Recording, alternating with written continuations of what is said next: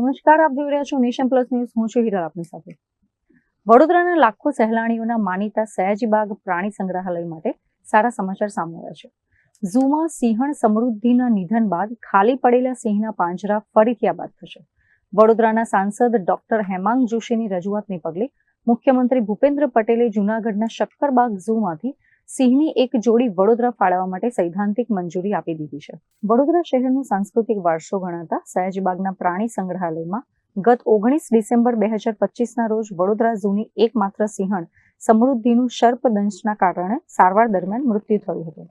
આ ઘટનાથી પ્રાણી પ્રેમીઓમાં શોકની લાગણી ફેલાઈ ગઈ હતી અને સિંહનું એન્ક્લોઝર ખાલી થઈ ગયું હતું. વડોદરાના નાગરિકો અને ઝૂ સ્ટાફની લાગણીને ધ્યાને રાખી સાંસદ ડોક્ટર હેમાંગ જોશીએ 19 જાન્યુઆરી 2026ના રોજ મુખ્યમંત્રીને પત્ર લખીને જૂનાગઢના શક્કરબાગમાંથી એશિયાઈ સિંહની જોડી લાવવા વિનંતી કરી હતી.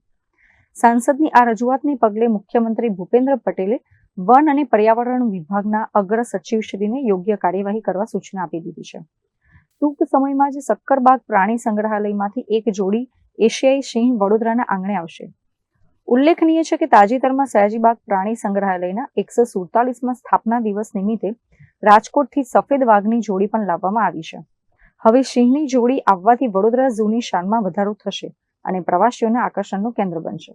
કેમેરામેન નવનીત પરમાર સાથે Chirag Patel, nation plus news, Vadodara. સમાચારોના સતત અપડેટ મેળવવા માટે અમારી નેશન પ્લસ ન્યૂઝની યુટ્યુબ ચેનલને સબસ્ક્રાઇબ કરો, બેલ આઇકન દબાવો અને જોડાયેલા રહો ફેસબુક, ઇન્સ્ટાગ્રામ અને ટ્વિટર પર.